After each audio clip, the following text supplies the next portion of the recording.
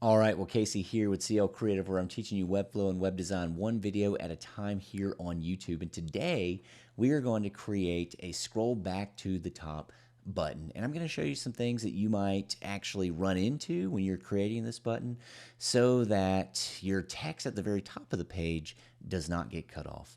Let's jump into the computer and check things out.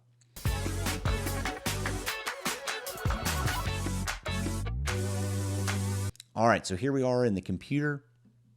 This is just a test page that I've created on my website for these YouTube videos. And as you can see, it's a nice page. This anchor scroll really works well for longer pages, but this is what we're going to work with here. Or it really works well for articles so that you can scroll back up to the top of the article once you get finished reading that. So let's go ahead and create this. So one of the things that we need to do is we need to put a div block on the page, and really what we actually need is a link block. So let's just go ahead and start with a link block. So we're going to put our link block on the page, and this is going to be at the bottom. Great. We'll close that for now. So let's go ahead and give this a class of anchor scroll. And the next thing that we need to do with this div block is we need to put our image inside of it. Now this is just an image that I pulled from Icon Finder here, and so they have a bunch of free ones. I just did up arrow, downloaded this as an SVG, and I have now uploaded that to Webflow. So we're going to choose this image that I've uploaded to Webflow, and this is going to go inside of our link block. Now that's huge. We don't want it to be that size, so we need to make sure that we put a little bit of styling on our link block to control the size. So we're going to do 2.5 rem, and we're going to do 2.5 rem on the height as well. Great. We have our link block, and then we have our up arrow inside of that. The next thing that we need to do is we need to go over to our position, and we're going to make this position fixed, because as you look at it right now, you can't see that. When you scroll down the page, you don't see it until you get to the very bottom, and that's not what we want. We want it to stick with us the entire time. So we're going to change this to fixed, and then we're going to choose bottom right for it to be fixed. Now, we don't want it to be smushed right against the right side of the screen or against the very bottom of the screen. So I'm just going to give this a 1% margin on the right and a 1% margin on the bottom, which is going to create a nice look right here for us. Now, one of the things that I want, and styling is in particular, you could leave it like this if you wanted, but one of the things that I want to do is add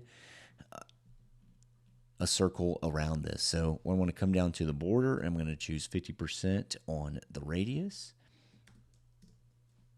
And now I'm going to put a border on that. I'm just going to make it a black border for here with 3 pixels. So now you can see that we have our up arrow inside of a circle. Great. We're moving along really well. Now the next thing we need to do is we need to link this to the top of our page so that whenever we press this button, it's going to scroll back up to the top. Now here's the thing, and here's where you might get messed up, particularly if you don't have a lot of padding between your nav bar and the top of your header, the H1 text that you have here. Or if this nav bar is completely detached from the top and maybe there's a little bit of space between the nav bar and the top of the page. There are a lot of different styles that are out there, and so this is something that could mess you up as well. So what we want to do, and what you might be tempted to do, is say, okay, I need to scroll this back up to the top of the page. All I'm going to do is I'm going to grab the header section, the hero header section, and I'm going to give this an ID, and we're just going to call this anchor. We'll just call it anchor. All right, so we have an ID, and now we're going to go back to our anchor scroll. If you notice that it is a link. So what that's going to allow us to do is actually link to one of the sections in the page.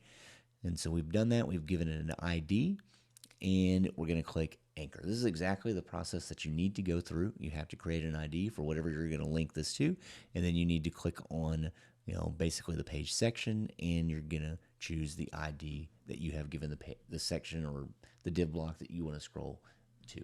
Now let's go ahead and test this, and I'm going to show you why this is not the best route to go. So say we're down at the bottom of the page, we want to go back up to the top of the page, and we're going to click that. Now look, my text is pretty much cut off by the nav bar. It did bring us back to the top of the page, but this is not what we want. We want this to come so that it looks just like this. And this is even more pronounced if this nav bar is not connected to the top of our page, but yet a floating nav bar that is, floating right here. It's going to obscure this text completely. So instead of linking to our hero section, what we actually need to do is we need to create a separate div block that we're going to place at the top of our page. So let me just go ahead and remove this ID here so that we can use it again. And this is the ID that I removed from the hero header that we just placed on there a moment ago. So I'm going to go to my page wrapper and I'm going to create a div block.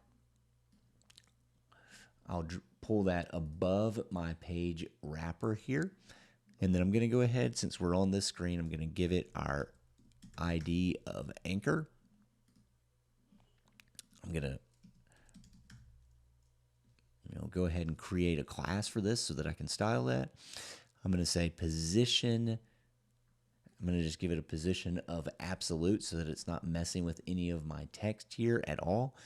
I'm going to position that at the top. And here's where the magic really happens. And here's how you can get your page to scroll all the way back up to the top. It won't be, this text will not be obscured by the nav bar. You need to give this div block that we have created on our page right here inside of the body above the page wrapper. You need to give this a negative top margin. So that's exactly what we're going to do. Say we're going to give it a negative top margin of 25% in this particular case. All right, so now if we look, we have anchor. So we need to go back and anchor this because we changed it. Anchor our button over here to that div block at the top of the page. Now let's go ahead and test this. We'll scroll down to the bottom. We'll click on our button. And if you notice, it scrolls all the way back up to the top. And that's because it's attempting to scroll to this div block that we have that's actually hidden, and it's 25% above the page. And so this is a great way to be able to scroll all the way back up to the page without our text being obscured. All right, well, hopefully that helped you. And if you found some value out of this, would you smash that like button? If you want more videos like this, subscribe to the channel. I'm putting out weekly videos on how to Webflow as well as how to web design. I hope to see you on the next video.